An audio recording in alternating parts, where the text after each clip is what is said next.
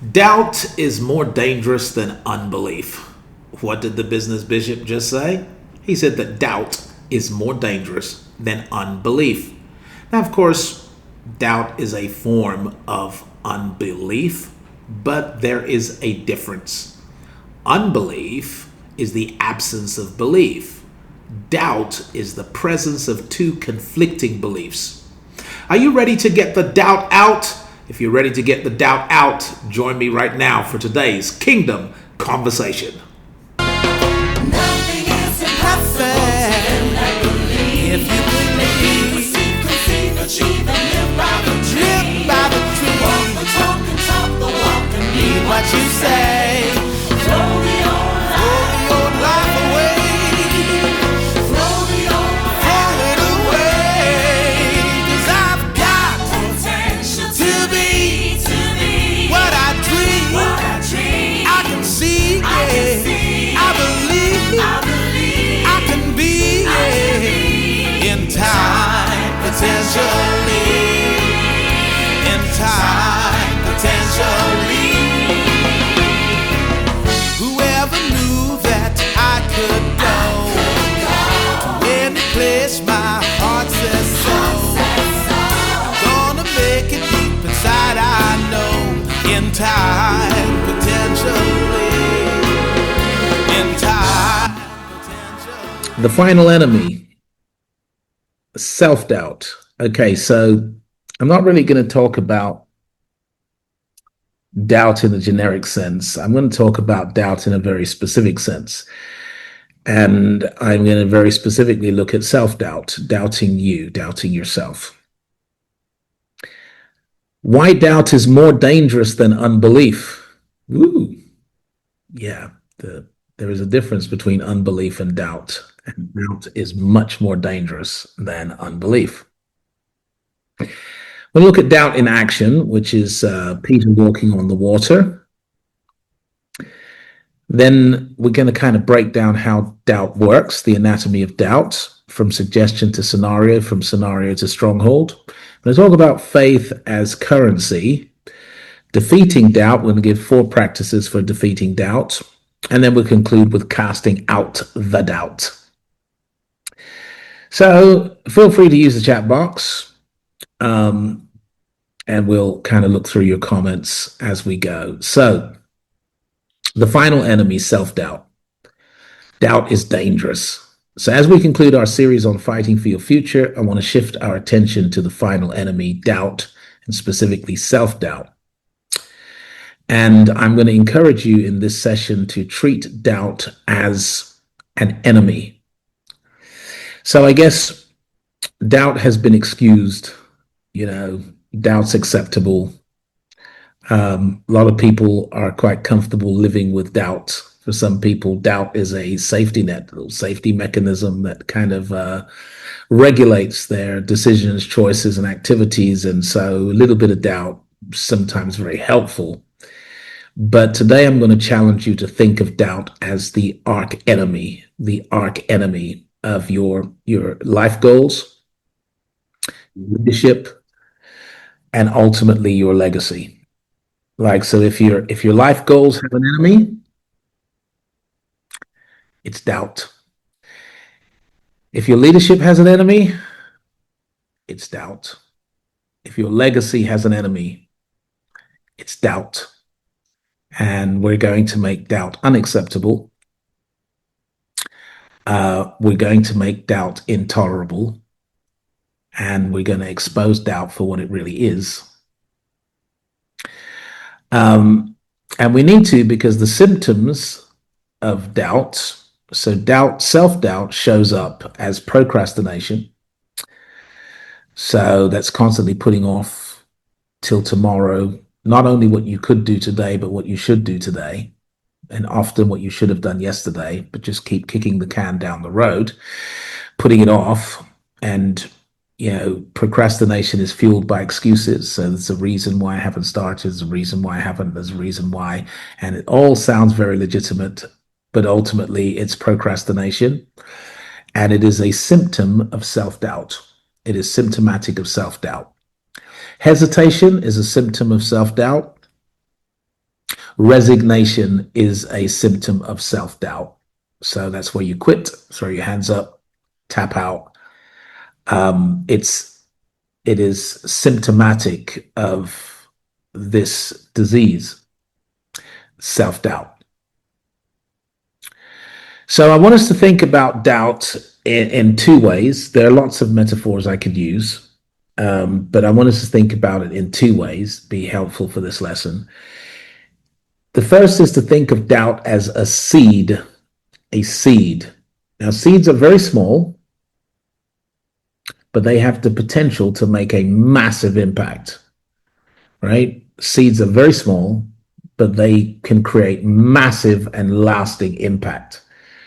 So every oak tree was once an acorn. Every tree was once a seed. And as a seed, it was very small. But there are oak trees that have been around for thousands of years. I remember visiting the Garden of Gethsemane in Israel. And there were trees in the garden that were over 2,000 years old, which, of course, led us to just feel like maybe he leaned on this tree, maybe he touched this tree, and this is all, I guess, part of the tourism. But whatever that tree has become, whatever it represents, it was once a little seed. So I want you to think about doubt as a seed, that even though it's small, it's dangerous because it can become something massive and lasting. Second thing I want you to, and I've kind of written here that it's small at first, but it grows roots. Like it grows the roots of fear. Doubt is the seed of a fearful root system. A fearful root system. Doubt actually becomes roots of fear. And it yields fruit, and the fruit is poor performance, right? Because whatever you do with doubt, you will not do well. Okay? Whatever you do with doubt, you will not do well. There's a lot of psychology behind this. It's like doubt is like an interference that breaks your flow. So if you are asked to speak at an event and you're going to be front and center of stage, doubt will kind of twist you out of character because it will cause you to self-edit, self-audit. It'll cause you to not present the best version of you. It creates blanks in your mind where you can't even remember what you're talking about. You can hardly remember your name. You can't see your notes, even though they're staring at you. Your throat goes dry. All these things, right? Doubt is the seed that produces that. Self-doubt.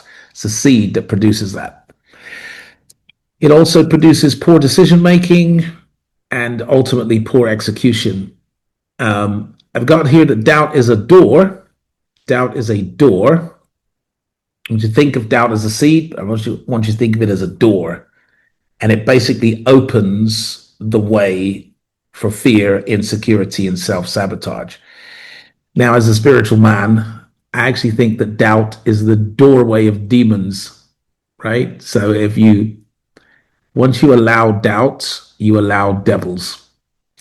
And once you allow doubt, you allow the demons. And even in secular psychology, there's a phrase that's borrowed from the Bible. Okay? And they'll say that, well, he's dealing with his demons, or he has to defeat his demons. And what they mean is he's dealing with his doubts and his fears. He's having to deal with doubts and fears.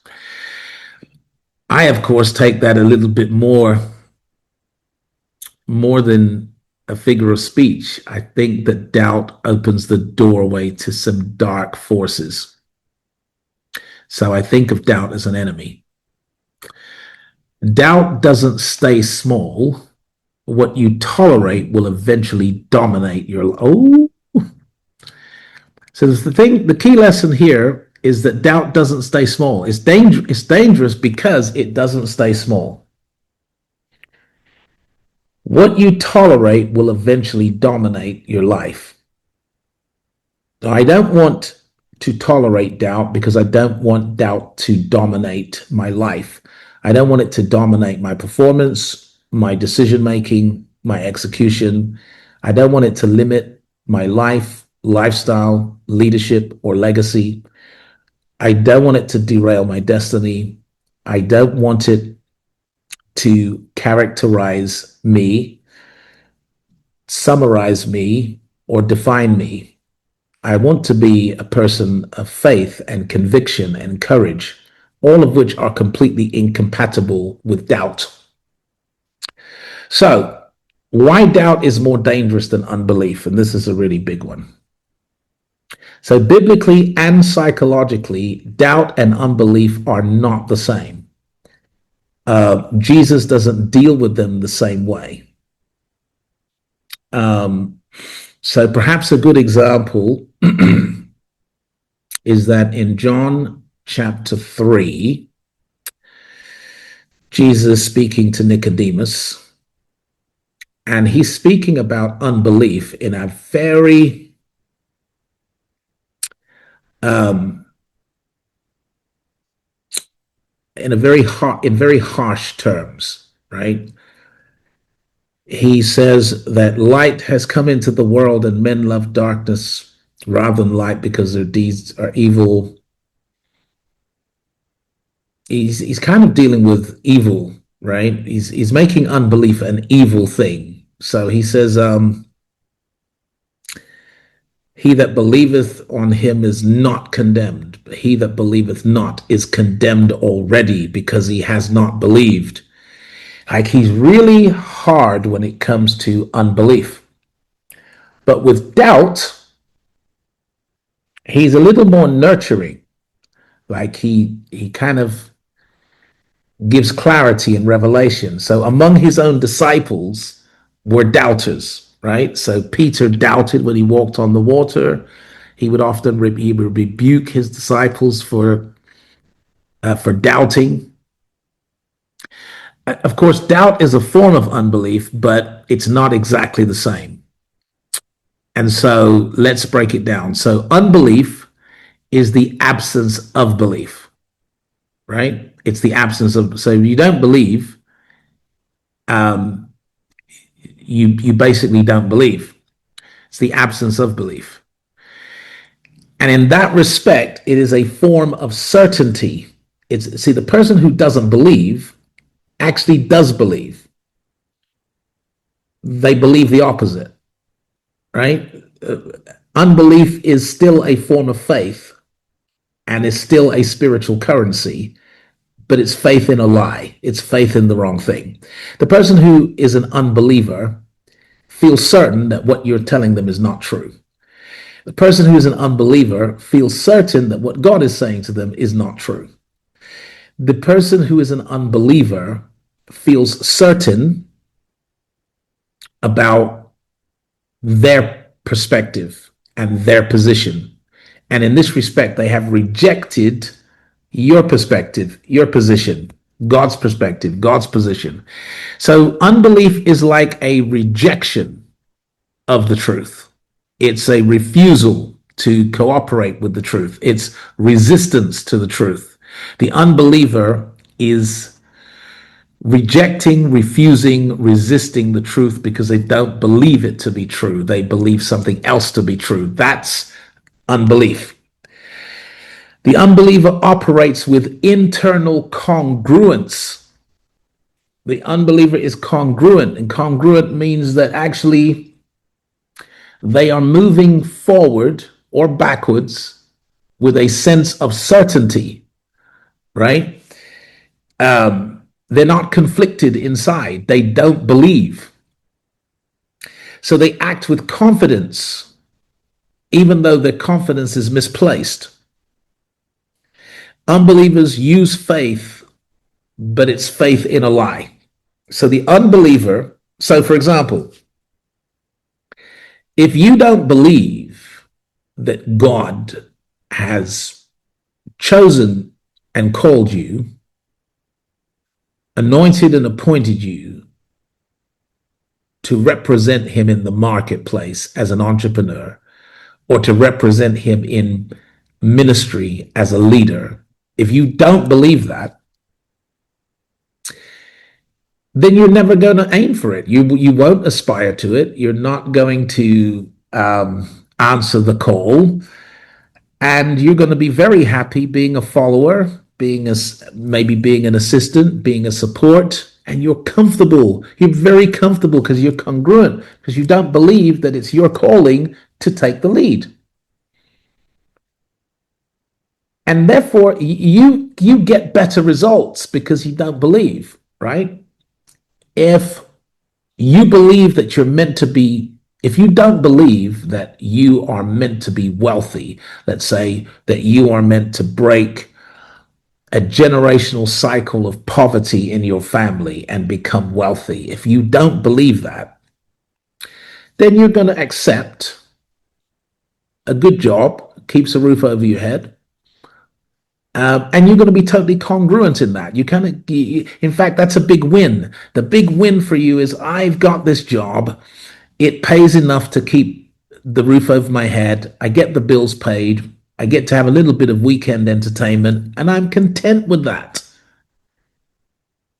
In that respect, your beliefs may be misplaced, but they're working for you, right? They're working for you because unbelief is a form of faith. Doubt is much more dangerous because doubt is the presence of two competing beliefs, competing beliefs. Doubt is uncertainty, it's internal conflict, it's a clash of narratives in the mind. So the person who has doubt says, I do believe that I am meant to be wealthy. I'm meant to break the generational curse of poverty in my family. I didn't come from a wealthy family, but a wealthy family will come from me. This person believes this. They're going to embark on the journey, right? They're going to launch something. They're going to try to build something. But internally, they're conflicted because there's another narrative going on in your mind. What if you're wrong? What if? And that's much more dangerous because it will destabilize you while you're trying to obey the truth. It destabilizes you while you're trying to obey the truth. And it ends up making you look like, if you succumb to it, it makes you look like you should never have done it in the first place, right? So if you step out with doubt, life will tend to confirm your doubts, right? And end up confirming your critics, affirming your critics, confirming your doubts,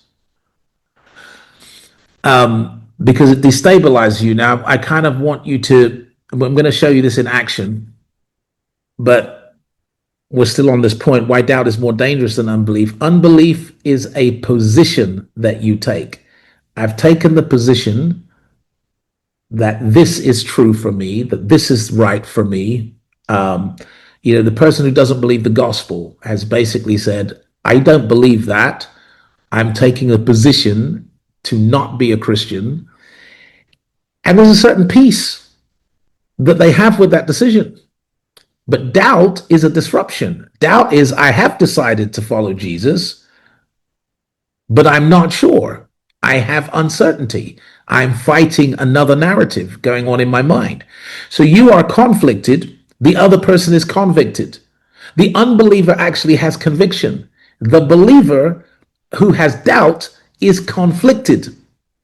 And when you're conflicted internally, it shows up in what you do, what you say, how you operate, how you execute, decisions that you make.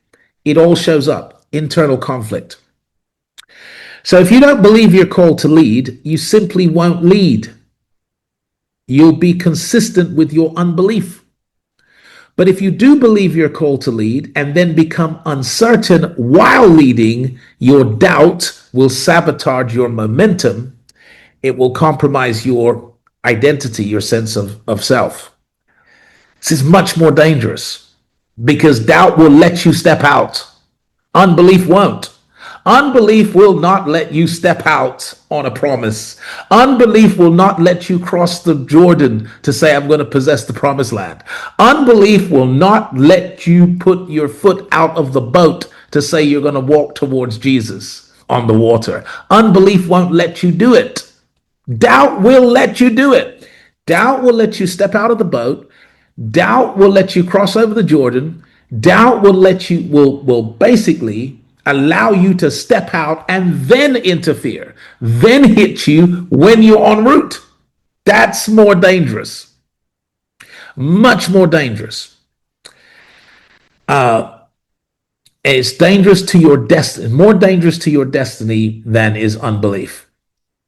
And I want to show you this in action, right? And this is the psychology of doubt in action.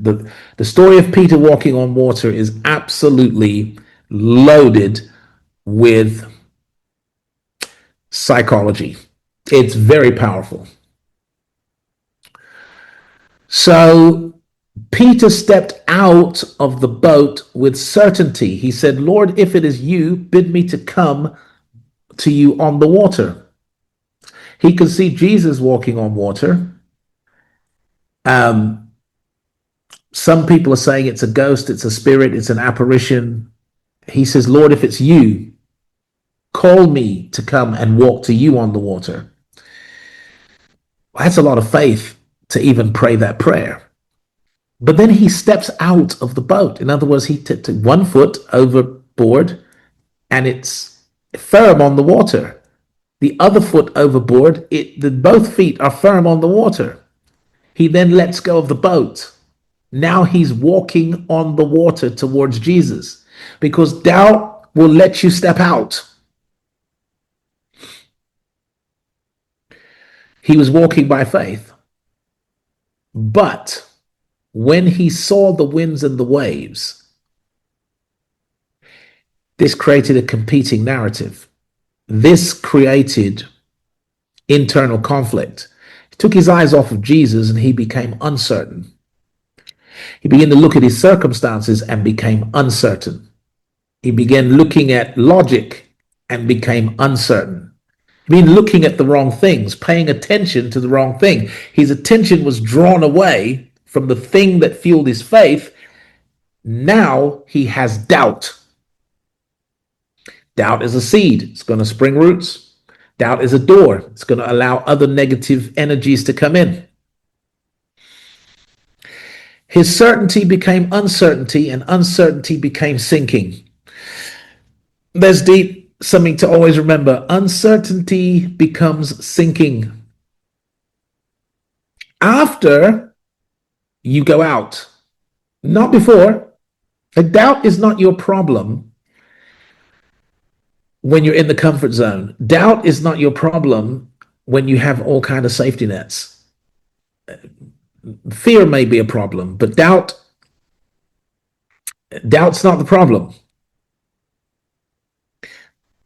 Where it becomes a problem is once you step out, once the safety net is removed, once there's real risk of failure, of embarrassment, of poverty, of rejection, of ridicule. There's real fear now. There's no safety net. That's where doubt's coming. After you've stepped out, after you've accepted the speaking engagement, after you've finished the book, it's ready to hit the publish. Doubt wants to attack you while you're walking on the water. So what actually happened when Peter sank? What happened was he ended up looking like he should never have tried.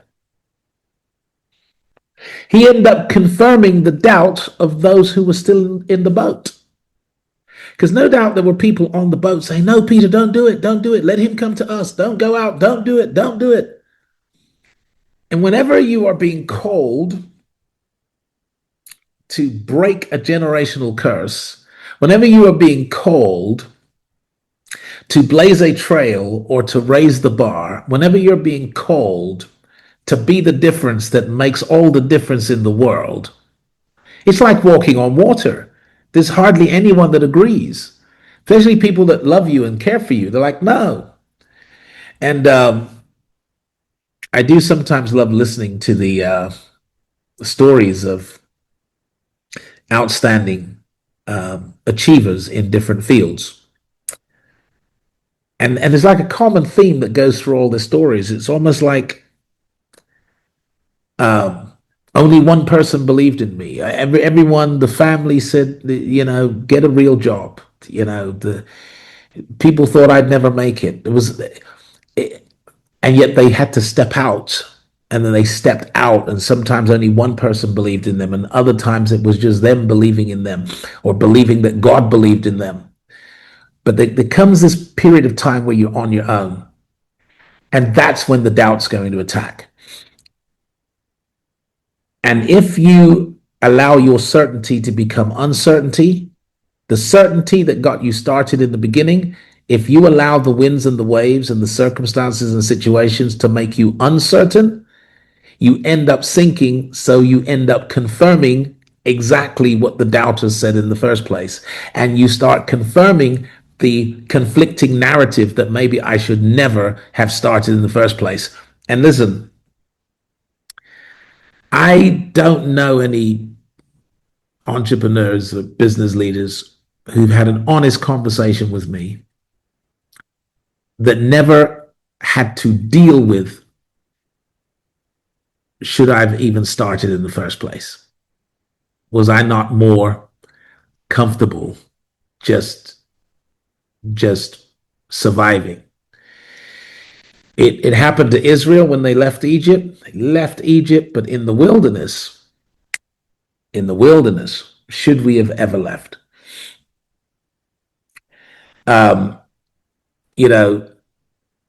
As hard as it might be for some of you to believe, but at different stages of my life, I've really practiced fasting, okay, in a very protracted sense. I remember I got hold of a booklet on fasting, protracted fasting, right? So like proper 20 and 40-day fasts. I was very young.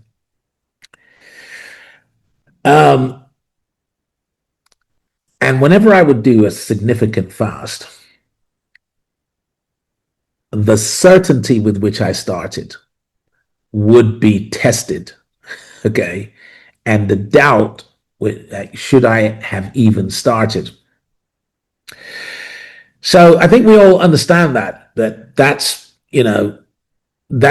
when doubt attacks. That's what doubt looks like. So the lesson for your leadership is that doubt makes you behave in ways that contradict your calling and then confirms the opinions of the uncalled. Peter didn't sink because he lacked faith. He sank because his faith was interrupted.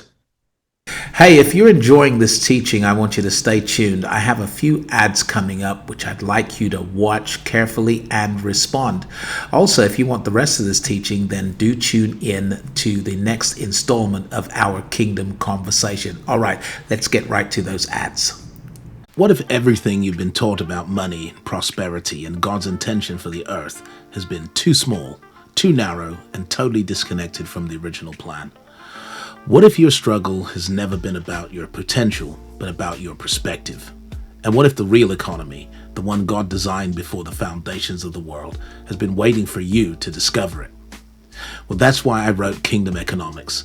And before this book is released to the world, I want to give you an opportunity to get ahead of everyone else, to join the waiting list and to be among the first to access a revelation that is going to redefine how you see wealth, work, stewardship, and purpose.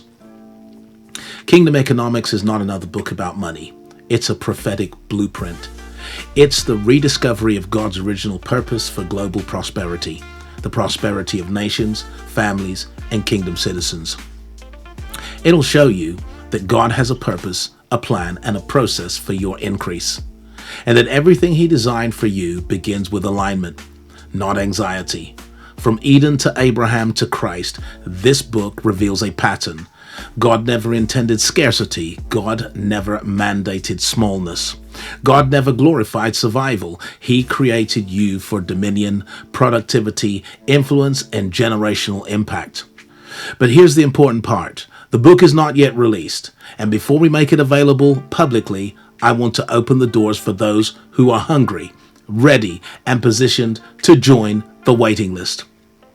And to reward early action, I'm giving something special. The first 50 people who join the waiting list and purchase the book on release day will receive the full audiobook version completely free. That's right, buy the physical or digital book on release day, and if you're among the first 50 buyers from the waiting list, the professionally narrated audiobook is yours at no cost. This will allow you to not only read the revelation, but also hear it, meditate on it, and carry it with you as you rise into a new economic reality. Join the waiting list today, be among the first to receive Kingdom Economics when it launches, and secure your chance to receive the audiobook absolutely free. This book will challenge you, stretch you, correct you, elevate you, and align you with God's original design for your life. Your future is calling, your assignment is calling, and creation is groaning for what you will build next. Join the waiting list now and be one of the first 50 to claim the free audiobook when Kingdom Economics is released. Hi, I'm Bishop Wayne. According to the Bible, there are only two paths to prosperity. One involves the pursuit of peace, and the other is led by peace. If you could, which would you choose? I would choose the path that is led by peace and reject the one that promises peace at the end. One is driven by a material worldview, while the other is informed by a spiritual worldview. Let me explain. What if money at its root is a spiritual substance freely given by God to the believer? What if the marketplace is actually driven by faith, not finances? Meaning, what if what drives the economy isn't money at all, but rather beliefs? What if creativity wasn't about making something new, but about drawing something hidden out of what's already been given? What if effective selling is not about scripts, persuasion, or coercion, but rather the art of igniting beliefs, awakening consciousness, and shifting how people see what's possible and available? What if the real determining factors for success aren't the tangibles like branding, marketing strategy, sales technique, or modern apps, but rather the intangibles like core beliefs, standards, and internal philosophy? What I'm sharing with you is a spiritual worldview that gives the ultimate advantage for entrepreneurs and wealth creators. The truth is, you can have all the pieces of the puzzle together, and yet the picture has no soul or life.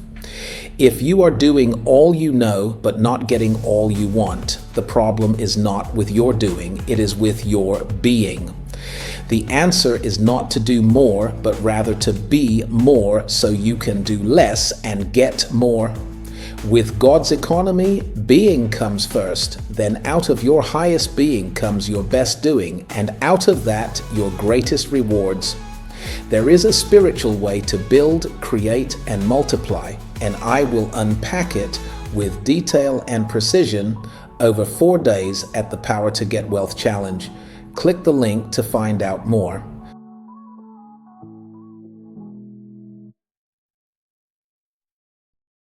Hey, I'm Bishop Wayne Malcolm, author, coach, and founder of the Epic Kingdom Network. If you've ever felt like something's missing in what you've been taught about Christianity, you're not wrong. Most of us were taught that heaven and the hereafter are the goal, prize, and sole objective of the faith. But the original message of Christ taught us to engage, to influence, and to transform the world. Believe it or not, Jesus didn't die to get us into heaven. He died to get heaven into us, and then through us into the earth. What if I told you that Christianity was never meant to be a religion, but rather a relationship and a global revolution, a divine intervention, not a man-made institution. The original message and mission of Christ was hijacked, diluted, distorted, and replaced with a religion. My new ebook, Kingdom Theology for Kingdom Citizens, is not just another devotional, it's a call to action, a bold reintroduction to the original message of Christ, a message of dominion, not escapism, of transformation, not tradition. You'll learn what it means to rule and reign with Christ, to steward wealth with purpose, to influence government, education, culture, and business as an ambassador of heaven. This book will shift your lens, stir your spirit, and set you on course with divine clarity. And right now, for a limited time, I'm giving you free access to the digital and audiobook versions. No cost, no catch. Just click the link in the description, grab your copy, and step into clarity. Hey there, entrepreneurs! If you enjoy the teachings of Bishop Wayne Malcolm, I've got something amazing for you. Introducing the New Breed Community, an exclusive online platform for kingdom-conscious entrepreneurs, professionals, investors, and creators. This isn't just a community, it's a movement where we discuss and explore kingdom concepts. Here, kingdom-minded people connect, share, learn, and grow together. Inside, you'll find exclusive content from Bishop Wayne Malcolm, including special sessions just for members. And the best part? It's free to join. The New Breed Community sits on the Heartbeat platform, where Bishop Wayne Malcolm is excited to meet you online. Join us for weekly Q&A sessions with Bishop Wayne, and get exclusive insights that can transform your life. Love to read? Join our book club to feed your mind and spirit. Got a prayer request? Post it and let's lift each other up. Have a testimony? Share how God's goodness is shining in your life. We're more than just a community, we're a movement. Discover the powerful relationship between your profession and your purpose. Join us now on the Heartbeat platform. Connect with us and let's grow together. Bishop Wayne Malcolm and the New Breed Community are waiting for you. So what are you waiting for? Hit that join button and step into a world of connection and growth. A warm welcome awaits you. See you on the inside.